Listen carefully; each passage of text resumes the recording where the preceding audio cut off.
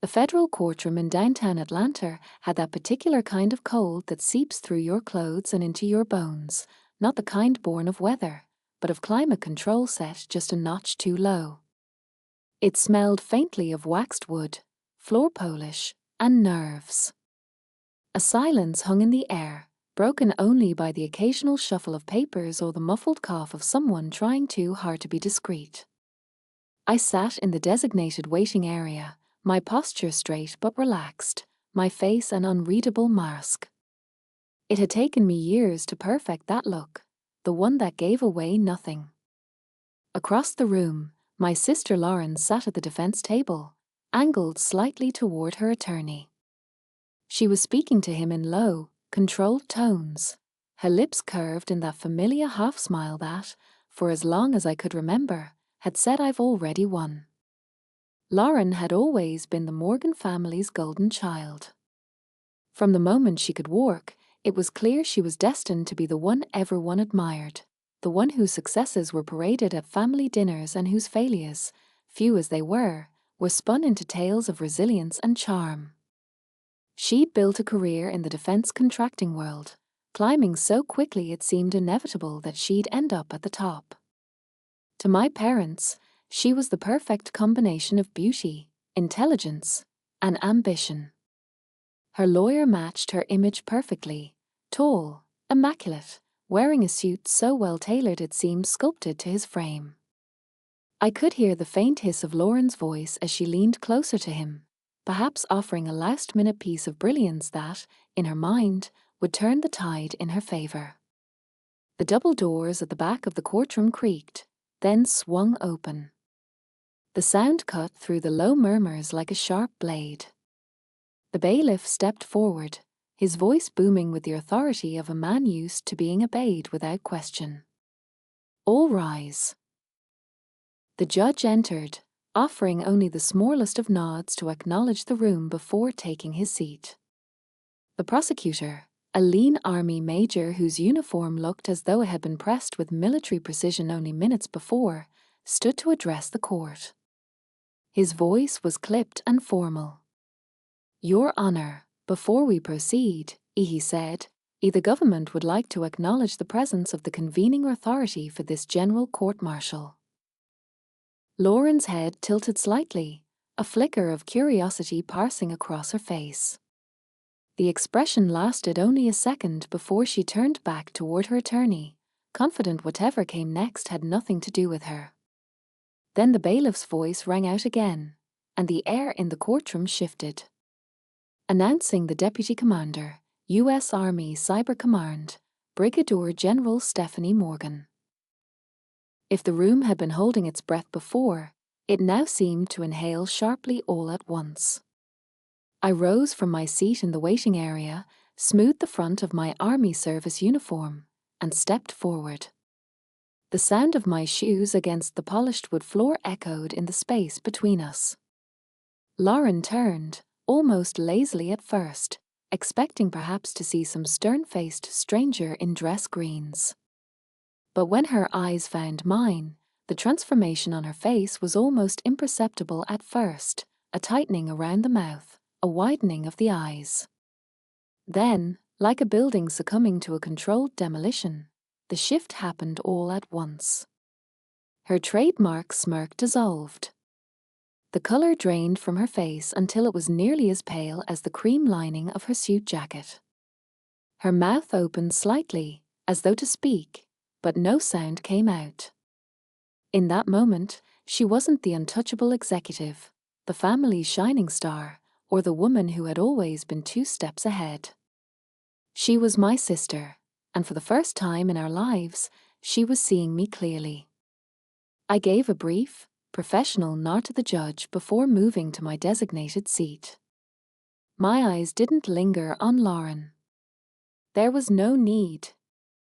The image of her expression, that collapse of certainty, had already burned itself into my memory. She had no idea yet just how far this day was from the outcome she had imagined. But she would. 6 months earlier, Chicago wore its confidence like a tailored coat. The steakhouse sat 12 floors above Michigan Avenue, a glass box of amber light where the city's heartbeat softened into the clink of ice and the whisper of expensive fabric. We were there for Lauren's celebration, a promotion at Talon Dynamics, the defense contractor that loved glossy brochures and even glossier executives. My parents arrived early, the way they always did when the evening promised reflected glory. I arrived on time and invisible. I'd caught a hop from Fort Gordon that morning, swapped my duty uniform for a navy dress, and told myself to breathe through it. There is a technique to these nights. Let the spotlight pass, keep the corners of your mouth relaxed, sip water more than wine, and never, ever correct the family legend while dessert is still on the table. The restaurant hummed. Heavy silverware, low jazz, a wall of windows framing the river like a dark ribbon. At our table, a bottle of champagne sweated elegantly in its cradle while my mother arranged place cards she'd brought it just to be helpful. Lauren sparkled, hair set, suit impeccable, a diamond stud flashing whenever she turned her head to collect congratulations. My father was animated in a way he never was with me, shoulders back, laugh easy, eyes bright with the reflected success of his eldest. 2 extra chairs were reserved for special guests. When they arrived, the air around the table changed. One was a senior DoD executive. You could read it in the posture before you read it on the business card. He wore the practiced neutrality of someone accustomed to sensitive briefings and expensive mistakes. The other guest was a Talon VP whose cufflinks probably cost more than my first car. Lauren rose to greet them like she owned the skyline. Introductions swept around, polite and forgettable. When the circle reached me, Lauren's hand drifted in my direction, an airy gesture that could have been affection if you didn't know her. "And this is my little sister, Steph," she said, eyes glittering with the delight of a story she told too often. She tried the army once. Didn't make it through basic. These days she files papers at a government office somewhere in Georgia. The line landed soft as silk and cut just the same. A neat laugh rippled from the Talon VP. My mother made a sympathetic noise, the sort that suggests prayer chains and gentle disappointment. My father stared at the champagne. And the DoD executive, the important guest, the one who knew what statements like that implied, flicked his eyes to me and then away, the faintest crease at the edge of his mouth. I let the moment pass. If you've spent enough time in rooms where silence keeps people alive, you develop a feel for when to hold it. Our server arrived with oysters and a well-rehearsed description of provenance. Conversation restarted, comfortably shallow. Lauren told the origin story of her promotion, bright and polished, like a coin passed from hand to hand. My mother asked the executive loaded questions about Washington life. My father delivered a monologue about fiscal prudence, artfully skipping the years when we'd learned what bill collectors sound like after 9 p.m. I ate steadily, slowly, a metronome with a fork, and watched Lauren perform. I used to wonder whether she hurt herself when she slipped into this register, the curated humility, the casual name drops, the practiced self-deprecation that always landed on a compliment. I don't wonder anymore. Performance becomes truth if you never leave the stage. Halfway through the ribeye, champagne loosened her conscience.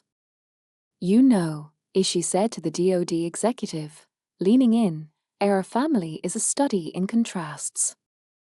I took the hard road, grad school, consulting, the grind." She waggled her glass. Steph here went another direction. A tolerant smile. But we all find our level. There was a time that would have hooked me like a fish. Tonight it slid past. Somewhere below our window, the river took an unexpected turn I knew was coming. I felt it before the moment arrived, like the pressure change before a storm. Coffee appeared. Dessert menus vanished with the first EO. We shouldn't. The executive checked his watch. Forgive me, he said, turning to Lauren. Tomorrow's stacked. I'm at the Pentagon for a cyber brief at 0900. He glanced around the table with polite apology. Urgent matter. Of course, Lauren said. Talon's got plenty of irons in the cyber fire. We might even cross paths. The VP threw in a well-timed chuckle about his swords and firewalls. I set my cup down to keep my hand from betraying the smile I wasn't willing to show. The executive's gaze touched mine again, longer this time. Not curiosity, calculation. He'd heard my sister's myth. He was choosing whether to test it. Ms. Morgan, he said, not unkindly, a Georgia, was it? Augusta area, I said. Quiet, mostly. Good place to focus. He nodded once, small as a classified stamp, and stood. Handshakes followed, sincere for him, aspirational for the VP, lingering for Lauren. When he reached me, his grip was firm and unsentimental. Good evening, he said. The words were ordinary. The look said, I'll see you in the morning. After they left, the table relaxed into the glow of victory. My mother dabbed at happy tears. My father raised a final toast. The VP talked options, offsets, opportunities. Lauren leaned back, satisfied, as if she'd successfully choreographed the night into what it always should have been, a mirror angled toward her best side. On the ride down, the elevator reflected us in a kaleidoscope of soft gold. My parents pleased and a little drunk, Lauren radiant, me steady. The city opened at our feet, the river shouldering past the lights. Outside, the wind off the water made the streetlights shiver. My parents hugged me at the curb, my mother perfumed and earnest, my father careful with his words, as if speaking too much might invite comparison. Lauren kissed the air beside my cheek. Don't be a stranger, she said. Maybe we'll get you out of that temp gig one day. I smiled the way you smile for a camera you don't owe anything. Maybe, I said. Back in my hotel, I hung the dress, set an alarm for 0430, and opened the secure case on the desk. The briefing deck glowed on my tablet, timelines, indicators of compromise, a latticework of transactions that made a map if you knew how to look. Operation Copper Key sat in the corner in clean, unassuming type. At 0859, I would stand at a long table inside the Pentagon and brief a senior DoD executive on the vector of a breach that had moved like frost across glass, silently, quickly, with purpose. I thought of the river again, how it had curved under our window as if changing its mind about where it wanted to go. I wasn't angry. Anger is noisy. This was something quieter, heavier, more exact. A set of coordinates aligning. Across town, in a private dining room still warm from the toast, my sister believed she had told a harmless family anecdote. In 9 hours, she would learn that stories have blast radiuses you can't always see. I turned off the lamp. The room went dark except for the thin blue line of the tablet, steady as a heartbeat. Outside, Chicago kept talking to itself in neon and concrete. Inside, I listened to the quiet and let it answer back. The memory always starts with the smell. It was the scent of my mother's slow-cooked pot roast wafting through the house on a sweltering Dallas Sunday, the air conditioner fighting a losing battle against the Texas heat. The dining room was bathed in late afternoon light, slanting gold through the blinds, catching in the dust motes that floated lazily above the table. My father sat at the head, posture perfect, the expression of a man who believed this was his kingdom. My mother flitted between kitchen and dining room, orchestrating the meal as though it were a state dinner. That day wasn't just another family lunch. It was a coronation. Lauren, my older sister, was officially bound for Kellerman's School of Business, a prestigious Ivy League program with a name that carried as much weight in our household as a Harvard or a West Point might elsewhere. The acceptance letter sat like a royal decree on the table, next to a velvet box that held a set of monogrammed pens and, more significantly, a small black key fob with a chrome emblem. My father's smile widened as he handed it to her. "Your car is out front." Lauren squealed, rising from her seat in an elegant sweep, and my father, Robert Morgan, basked in the glow of her gratitude. Outside, parked in the driveway, was a brand new silver sedan, the sunlight bouncing off its polished hood like a spotlight. My mother clasped her hands together. "Oh, Lauren, it's perfect. Safe, reliable, and it looks so professional." Her words weren't meant for me, but they landed anyway. I sat at the far end of the table, still in my crisp rock uniform from an earlier drill, a large envelope in front of me. Inside was a letter I had barely dared to hope for, my acceptance into officer candidate school. It wasn't just an opportunity, it was a foot in the door to a career that could shape the rest of my life. It was something I had earned through grit, discipline, and long hours when no one was watching. When I tried to share my news earlier, my father had given me a brief, distracted pat on the back. "That's nice, honey. Just be careful." No follow-up questions. No interest in what the training entailed, what it meant for my future, or how competitive the selection process had been. To him, my choice was a detour, a phase I'd outgrow. After the excitement of Lauren's presentation and the ceremonial handover of car keys, my mother pressed a slim envelope into my hand. Inside was a $50 gift certificate to a chain bookstore.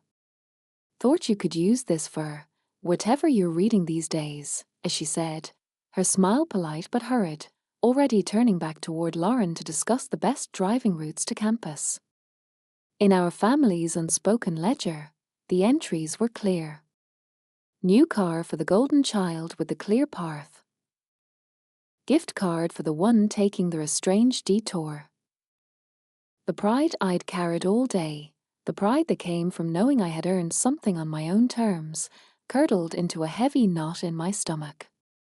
I knew, in that moment, exactly where I stood in their hierarchy. This wasn't just about gifts or gestures. It was about worth. And in their eyes, mine was negotiable. 15 years later, that hierarchy had no place in the life I had built. The room was nothing like the warm, sunlit dining room of my childhood. This one was windowless, cold, and filled with the quiet hum of servers processing data that could reshape geopolitics. I stood at the head of a polished mahogany table inside SCIF, a sensitive compartmented information facility, deep within Fort Gordon, the air-conditioned to a degree that made jackets mandatory year-round. The walls were bare except for a single digital display showing a classified network diagram. Lines and nodes glowed against the dark interface, a web of connections and activity that only a trained eye could interpret. My trained eye. I was a colonel in the U.S. Army, leading a counterintelligence investigation codenamed Operation Copper Key. My audience was a 3-star general with decades of command experience, the kind of man whose word could alter the trajectory of careers and operations in the same breath. "The indicators are undeniable, sir," I said, my voice steady, resonating just enough to fill the space without straining. The breach originated from internal servers, not an external threat. We believe a senior executive at Ravenhold Systems is selling proprietary targeting data directly to a non-state actor. The general's eyes tracked the diagram as I pointed to a cluster of nodes highlighted in red. Under Title 10 Contract Authority, UCMJ jurisdiction is clear. This is an active threat to deployed personnel. He didn't smile or nod politely the way my father might have at a dinner table. He listened, really listened, weighing my words with the gravity they deserved. When I finished, he looked up. "What do you need, Colonel?" Not a dismissal. Not a perfunctory "a good job." It was a blank check, written in trust and authority. Standing there in that room, surrounded by the quiet intensity of professionals who understood the stakes, I felt a belonging I had never known in my parents' house. This was my world. This was my value, forged not in their approval, but in the fire of my own work. And yet, the chasm between their perception and my reality would not stay buried forever. It was late in the day when my secure desk phone lit up with an external number. Not my Pentagon liaison, not my operations chief. Mom. I stared at the screen for a beat, bracing myself. Conversations with her were usually landmines dressed as pleasantries. I picked up, already adjusting my voice to the calm, non-committal tone I perfected over the years. "Stephanie, you should be more like your sister," as she began, her voice bright, oblivious to the fact that I'd just spent 12 hours coordinating with cyber teams on 3 continents. "She's invited us to a gala in Brussels. Her company is flying her out first class. It's so glamorous." I glanced around my office, its walls lined with secure maps, intelligence flowcharts, and operational directives stamped top secret. Glamorous was not the word I'd use for fluorescent lighting, stale coffee, and the constant hum of classified air handlers. "When are you going to settle down from that temp job of yours and find something real?" she added. A temp job. My eyes moved to the operational dashboard on my monitor, where a live data feed showed encrypted chatter from an adversary network halfway across the world. My temp job managed an operational budget in the tens of millions, oversaw personnel in multiple time zones, and reported directly to the Deputy Commander of U.S. Army Cyber Command. But in her mental ledger, none of that existed. I was still the girl with the bookstore gift card. I could have explained. Could have laid it out, point by point. But after years of trying to bridge the gap between their world and mine, I'd learned there was no bridge. There was only the chasm, and the choice not to fall in. I ended the call with a polite promise to think about it, and went back to my work. But the timing was uncanny. Hours later, when the updated list of Operation Copper Key primary targets came across my desk, one name stopped me cold. Lauren Morgan. The name didn't bring a rush of anger or the sting of old wounds. Instead, I felt a kind of clinical clarity, like the world had just narrowed into sharp, clean lines. 15 years of quiet frustration, of letting them believe whatever narrative was most comfortable, dissolved in an instant. There was no room for that now. There was only the mission.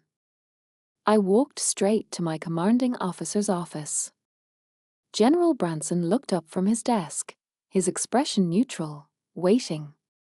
"Sir," I began, "one of the primary targets in Operation Copper Key is my sister. I'm formally reporting a personal connection and potential conflict of interest. I recommend you reassign the case." Branson listened without interruption, his gaze steady. When I finished, he leaned back slightly, steepling his fingers. "Colonel," he said, "your knowledge of the players isn't a conflict. It's an asset. You're staying on the operational side of this investigation." "Sir." "This will be done by the book," he continued, his tone firm but not unkind. "You'll give JAG an airtight case, free of any doubt. Understood?" "Yes, sir." The conversation ended there. No dramatic speeches, no moral debates. He trusted my professionalism over my personal history, and in this world, that was the highest vote of confidence I could receive. That night, I didn't call Lauren. I didn't storm into family gatherings with accusations. My war was waged in silence, under harsh fluorescent lights, in the quiet click of keystrokes and the low murmur of analysts in the next room. Every warrant I signed, every subpoena I authorized, was another move in a chess game she didn't know she was playing. My cyber teams combed through logs, mapping her digital fingerprints across secure networks. The evidence grew, each piece meticulously logged under the proper articles of the Uniform Code of Military Justice. There were no messy outbursts. No satisfaction in each small win. Only precision. Only momentum. Then, on a rainy Tuesday morning, Chief Warrant Officer Davis, my aide, a man of few words but absolute competence, stepped into my office. He placed a folder on my desk with a rare, almost imperceptible smile. Promotion board results are in." I opened the folder. The words seemed to lift off the page. Promotion to Brigadier General. Effective next month. For most officers, that kind of career milestone would mean celebration. For me, it meant something far more tactical. As a general officer, I would become the convening authority, the person with the ultimate power to approve the court-martial against my own sister. The same military system my family had mocked for years was now handing me the scales of justice. The file on Lauren grew thicker by the week. Her lawyers, an expensive team more suited to corporate boardrooms than military courts, were preparing for a fight they didn't understand. They thought this was about contracts and compliance. They had no idea they were up against a system that operated on evidence, precision, and a code of conduct they couldn't charm or buy their way around. And through it all, I never reached out. I didn't warn her. Didn't hint. The collision between our two worlds was inevitable now. The only thing left was to make sure, when impact came, the record was flawless. The court-martial was scheduled for early spring at the Military Tribunal facility on the Washington Navy Yard, a place designed to remind everyone who entered that history and authority lived in its walls. I'd been there before, briefing senior officers on cyber operations, walking the polished halls lined with portraits of generals and admirals who'd shaped policy decades before I was born. But this time, the gravity felt different. This wasn't about abstract strategy. This was personal without being emotional, a collision of two lives that had been running parallel for years without acknowledgement. The week before the trial, the promotion ceremony made it official. Brigadier General Stephanie Morgan, Deputy Commander, U.S. Army Cyber Command. The single silver star on each shoulder carried its own weight, not just in rank, but in responsibility. It also meant that my signature was now the final authority approving the proceedings against Lauren. When the orders were signed, the reality crystallized. The narrative my family had always told, that I'd tried the army and failed, was about to be shattered under oath and record. Lauren's defense team had no idea what they were walking into. They treated the case like a corporate compliance dispute, filing motions in tones that suggested they believed this was all a misunderstanding. Their tailored suits and boardroom strategies might have impressed a civilian jury, but this was a panel of senior officers, people who'd commanded in combat, who recognized operational compromise as a direct threat to lives. I didn't need to speak to them. The evidence would. Months of network forensics, sworn witness statements, financial tracking, all laid out with meticulous precision. The morning of the trial, Washington was gray and damp, the kind of chill that seeps through your gloves no matter how tightly you pull them on. I arrived through a secured side entrance, my aide Davis trailing behind with the day's schedule in a leather-bound folder. From my waiting area, I could picture the scene in the courtroom. Lauren seated at the defense table, her expression an artful blend of annoyance and practiced calm. My parents in the gallery, sitting straight-backed, projecting solidarity for their brilliant, unfairly accused daughter. I knew they'd be scanning the public seating for me, expecting, perhaps, to see me slip in wearing an off-the-rack suit, looking concerned, maybe even sympathetic. They would be prepared for the black sheep to arrive, tail tucked, ready to support the real success story of the family. They had no idea that the person they were waiting for was already here, and would be announced with full military honors. The muffled sounds of the opening proceedings drifted through the heavy wood doors. I heard the prosecutor's voice, a disciplined army major with the precision of a surgeon, laying out the charges: procurement fraud, unauthorized transfer of classified targeting data, conspiracy to aid a non-state actor. He mentioned the investigation's codename, Operation Copper Key. And then, deliberately, he referenced the commander who had overseen it, my operational title, one Lauren would not recognize: Commander, Task Force Sentinel. To my family, that might sound like just another bit of military jargon. To the court, it meant the case had been built by one of the Army's top cyber warfare officers. The major paused for effect, then gave the cue. The bailiff's voice carried through the chamber. All rise. Announcing the Deputy Commander, U.S. Army Cyber Command, Brigadier General Stephanie Morgan. The heavy doors swung open. I stepped into the light. The shift in the room was immediate, the sound of chairs scraping back, the sudden stillness of air as everyone stood at attention, the respectful nod from the judge. My eyes swept the room just long enough to take it all in: the prosecutor, the defense team, the panel of decorated senior officers, the flag in the corner, the great seal above the bench. Then my gaze landed on Lauren. For a moment, she didn't process it: the uniform, the star on my shoulder, the ribbon rack that told a silent story of deployments and years she'd never bothered to ask about. Then I saw it happen. Confusion. Recognition.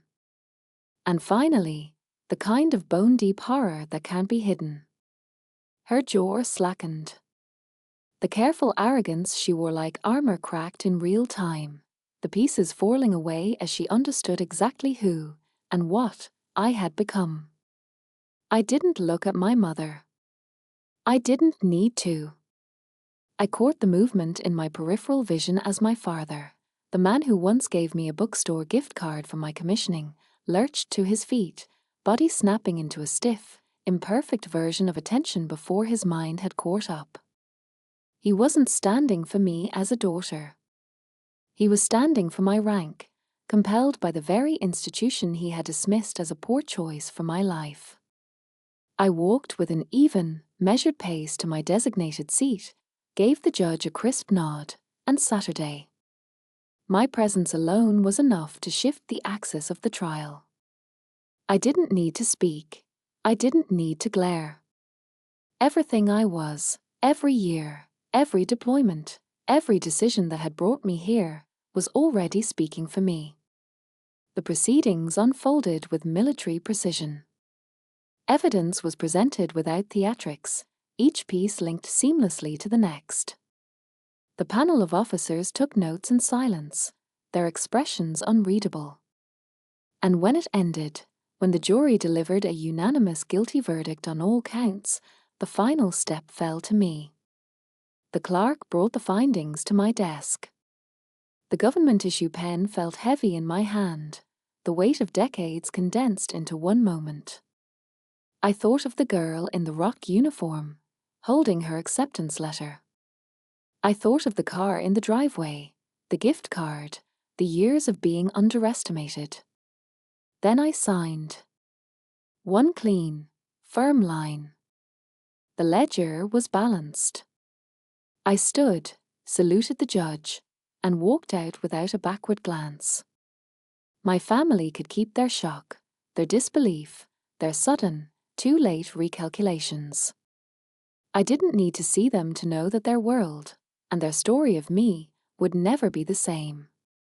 The hallway outside the courtroom was quiet in a way that felt earned.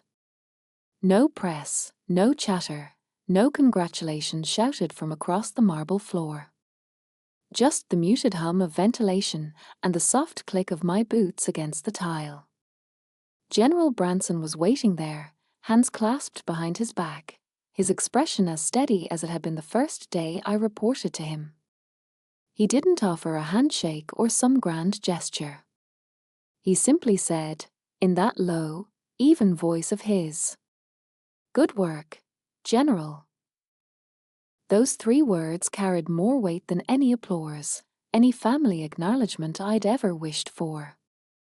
This was not the hollow praise of people who'd just discovered they were wrong about me.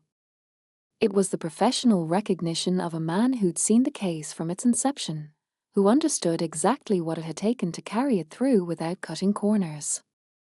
I nodded. "It was my duty, sir." And it was. No more, no less. The weeks after the trial felt different, not lighter. Not celebratory, but still. For the first time in years, there wasn't a parallel track in my life pulling against the other. My work was my life, and there was no longer any shadow cast by my family's old narrative. I buried myself in new assignments, operational updates, and the constant churn of military timelines. Davis, ever efficient, seemed to sense that I didn't want, or need, to talk about what had happened. We never mentioned Lauren's name. We didn't have to. The mission had been completed. The matter was closed. Somewhere in the background noise of the world, I knew my family was processing their new reality. I imagined the late-night phone calls between my parents, the whispered questions to family friends. Did you know she was a general? How did we not know? But I didn't engage. Not out of spite, but because, for the first time, their understanding or misunderstanding of my life no longer had currency. My worth wasn't negotiable anymore, not even in my own head. Exactly 1 year to the day after the verdict, I stood in a different kind of room. The auditorium at the U.S. Army War College in Carlisle was filled with uniforms, a sea of colonels, newly minted generals, and senior leaders from across the armed forces. The air held that unique mixture of starch, anticipation, and pride. I was there not as an attendee, but as the keynote speaker for the graduation ceremony. Standing backstage, I could hear the hum of conversation, the occasional ripple of laughter. These were men and women who had already proven themselves in combat, in command, in crisis. They didn't need inspiration. What they wanted, and what I intended to give, was truth. When the announcer called my name and I stepped into the light, the applause was polite but not exaggerated. These were my peers. Respect here was given in measure, not in spectacle. I didn't speak about my sister. I didn't speak about my family. But I did speak about what I'd learned in the quiet places, the places where decisions are made without witnesses, where integrity is tested in silence. Command, I told them, is not a prize to be won. It's a burden to be carried. In the digital battlefields of the 21st century, your integrity will be your only impenetrable armor. Your ethics will be your most effective weapon. I talked about the unseen sacrifices, the moments of moral courage when no one is watching, the long hours spent building something that no one will ever fully understand outside of the mission. The words came easily, not because I'd rehearsed them, but because I'd lived them. And as I spoke, I realized something. I felt more seen here, among these people who understood without explanation, than I had in my parents' home in decades. After the ceremony, the stage became a small island surrounded by uniformed officers. They didn't offer flattery, they offered conversation. We debated cyber warfare ethics, traded hard-learned lessons, dissected the future of operational security. Davis found me in the crowd. He wasn't a chief warrant officer anymore. His own excellence had carried him forward. Now a full colonel, he moved with the quiet assurance of someone who'd built his career without compromise. "A word, General," he said, handing me a secure tablet. The operational update was urgent, but my eyes caught something else: a timestamp, a location, a reminder that the mission never stops. I shifted focus instantly, mind already moving to the next objective. And then my personal phone buzzed in my pocket. I pulled it out without thinking, half expecting a logistics notification or an automated reminder. Instead, the name on the screen stopped me. "Mom." The text was short. "Stephanie, we are so proud of you. We just never knew. Can we talk?" For the smallest fraction of a second, I felt something, not hope, not anger, but the faint echo of a younger version of myself who would have given anything to hear those words. That echo faded just as quickly. Their pride wasn't mine to need anymore. It had no value here. I slid the phone back into my pocket without replying, turned to Davis, and gave him the go-ahead to proceed with the operational briefing. The team was already waiting. In that moment, I understood something I wish I'd known years earlier. Peace doesn't come when the people who underestimated you finally see the truth.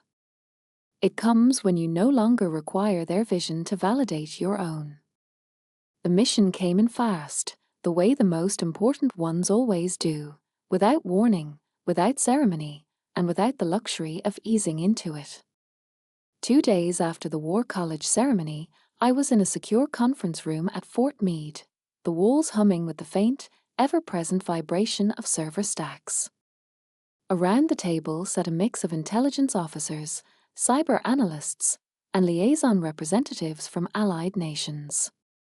Every one of them wore the same look, the steady, measured seriousness of people who understand that what we say here will not be spoken of anywhere else. On the display at the front of the room was a live feed of network traffic. It looked like static to an untrained eye, shifting colors, fluctuating data points, but to me it was the outline of a storm forming on a map. A storm we had to get ahead of. Davis stood to my right, flipping through the latest intel summary. He said, tapping the screen. We've got indicators of coordinated intrusion attempts across 3 Allied defense networks. The vector is too clean to be random. Whoever's doing this has inside knowledge of our architecture. Inside knowledge. The phrase hit with the same sharpness it had during Operation Copper Key. This wasn't a repeat of that case, but it was a reminder. Every breach begins with someone who thinks the rules are for other people. Confirm attribution? I asked. Not yet, Davis replied. But we've got patterns that point to a familiar cluster. I didn't need to hear more. The next 72 hours would be a sprint. No room for hesitation, no space for personal distractions. And I realized, with a clarity I hadn't felt in years, that there truly were no personal distractions anymore. In the past, I'd carried a kind of background static, the unspoken need to prove something, to show that the family's version of my life was wrong. Now, that static was gone. What was left was a clean signal, focused entirely on the mission in front of me. The following days blurred into each other: early morning briefs, secure calls with NATO cyber defense leads, after-dark updates from my own strike teams working in time zones halfway across the world. I slept in my office twice that week, the glow of the secure monitor my only nightlight. Nobody asked where I was from, or who my family was, or what my story might be. They knew what mattered. I was here, I was competent, and I delivered. Late one evening, between updates, I stepped outside the SCIF for a breath of cold air. The parking lot was nearly empty, the kind of stillness that only happens on military bases at 0200. Overhead, the stars were faint against the orange halo of distant city lights. I thought briefly, distantly, about Lauren. About where she might be now. Military justice had a way of making sure the consequences stayed with you, even after the uniforms went away. I didn't feel satisfaction or regret. Just nothing. And that nothing was its own kind of peace. Back inside, Davis handed me a fresh packet of encrypted data. "We've got a lead," he said, the faint spark of progress in his tone. "Might be enough to start a coordinated counter-intrusion." I took the folder, scanning the top page. The lines of code, the timestamps, the flagged IP traces, all of it was familiar in a way that felt like muscle memory. The same focus, the same clarity I'd had in court a year ago, only now without the weight of old wounds hanging over it. "Let's move," I said simply, and the room stirred into motion. Over the next week, the operation unfolded like a precision strike. We tracked the intrusion back to its source, mapped the network of compromised nodes, and handed off the actionable intelligence to allied cyber defense units. The takedown was swift, clean, and, most importantly, quiet. No headlines, no public drama.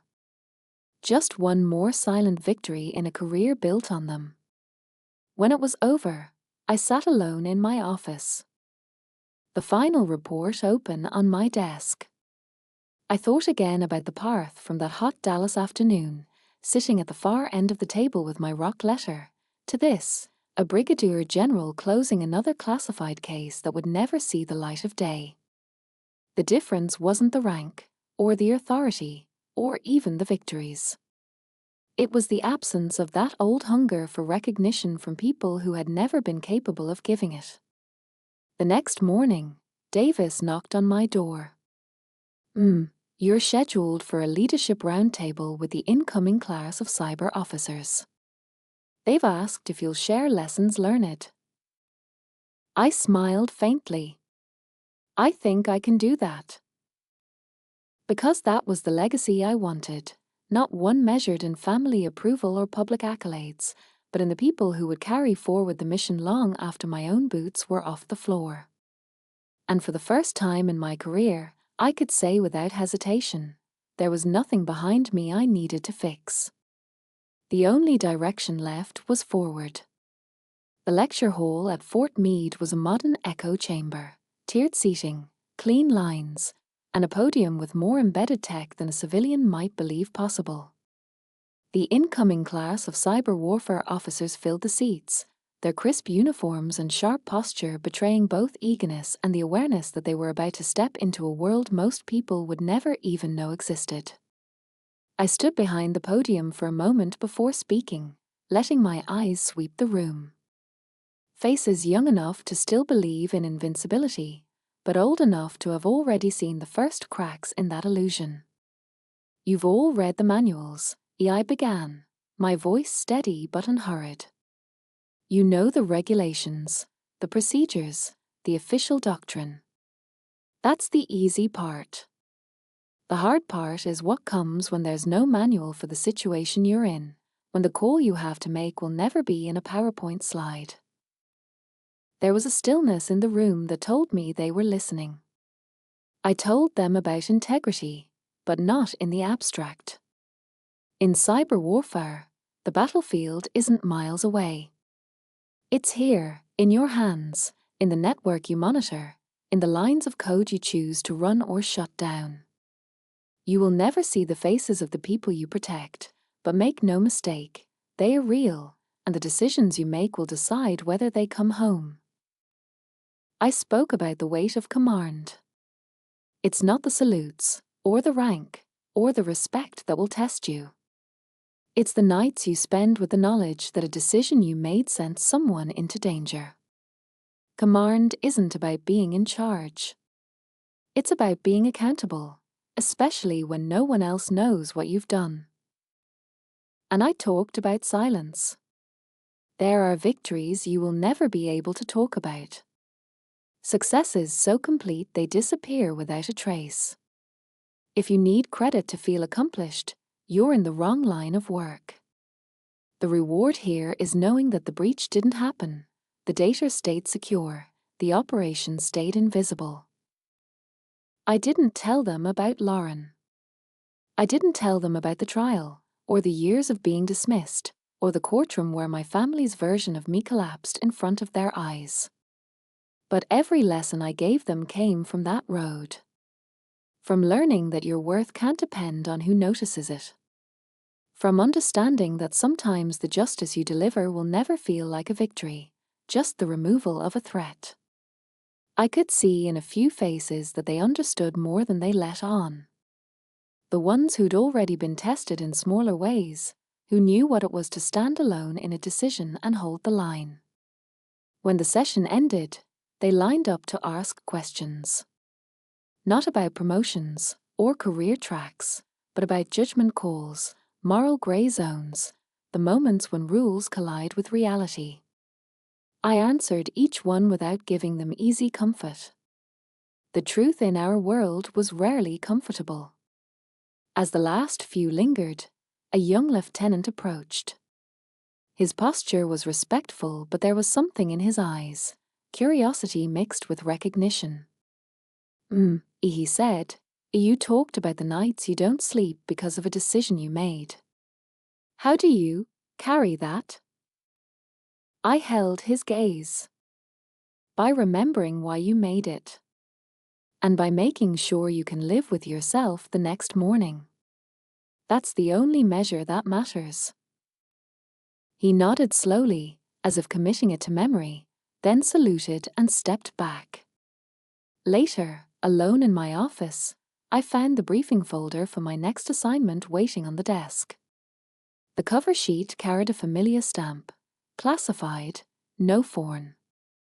Another operation, another set of unseen coordinates, another problem to solve that most of the world would never hear about. It felt exactly right. Because this was the life I had chosen, the one I had built without compromise, and the one I would leave behind someday in the hands of officers like the ones I'd just spoken to. And if there was any legacy worth having, it was that. A week after the lecture at Fort Meade, I took a rare morning for myself. No uniform, no briefings, no hum of servers in the background.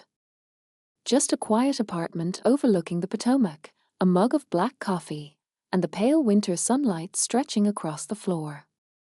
I'd lived in Washington for years, but I rarely let myself just be here. The city, for me, was almost always a backdrop to motion. Something glimpsed from the backseat of a government SUV or through the tinted windows of a secure facility. But that morning, with no one expecting me until noon, I let the view hold me. The phone on the counter buzzed once, then again. Not my secure line, my personal one. The screen lit with a familiar number. Mom. I let it go to voicemail. A few seconds later, a text appeared. Steph, we'd like to see you. No pressure. Just lunch. We'll be in town. I stared at it for a long moment, the coffee cooling in my hand. A year ago, even after everything, I might have hesitated. I might have weighed the risks of awkward conversation against the possibility, however slim, of something resembling connection. Now, there was no calculation to make. I wasn't angry. I wasn't bitter. I just didn't need it. I placed the phone face down on the counter and turned my attention to the small stack of books I'd been meaning to get to. On top was a worn copy of Once an Eagle, a gift from a fellow officer years ago. Inside the front cover, in neat handwriting, he'd written, "For when you need to remember why we do it." I smiled faintly. That was the thing. I didn't need reminding anymore. Not after everything. Later that day, back in uniform, I walked the long corridor at Fort Meade toward the operations wing. My boots echoed off the polished floor, the sound steady and even. Davis met me halfway, carrying a slim folder stamped with the familiar red block letters, "Top Secret." "New tasking from the Joint Staff," he said. "Potential network compromise in the Pacific Theater." Could be nothing. Could be, well, you know. I did know. And that was enough. We fell into step together, heading for the secured entrance. If there was a moment that defined the closing of the book on my family's narrative, it wasn't in that courtroom a year ago. It wasn't the look on Lauren's face when she finally understood, or my father's awkward attempt at attention. It was this, walking into yet another mission, with no need for anyone outside this world to witness it. Because here, respect wasn't a favor and trust wasn't sentimental. They were earned, measured, and maintained with every action. Here, my worth wasn't up for debate. We reached the SCIF door, and I entered my credentials. The heavy metal clicked open, and the familiar rush of cool, recycled air met me. Banks of monitors glowed in the dim light, casting blue reflections on the faces of analysts already deep in their work. As the door sealed behind me, the outside world faded, its judgments, its misunderstandings, its old, outdated stories. In here, there was only the mission. Only the team. Only the work that mattered. Sometimes I think about legacy. My family always treated it like a name you pass down, something defined by reputation in the right circles. But I've learned that the truest legacy is the one you leave in the competence of the people who can carry the torch after you're gone, the ones who won't need to say your name because the work will speak for itself. Someday, I'll step away from all this. My rank will pass to someone else, my seat at the table will belong to another. And when that happens, I won't measure my life by what my family finally understood or never understood. I'll measure it by the nights we stopped the breach, the days we kept the threat at bay, the times we acted before anyone even knew there was danger.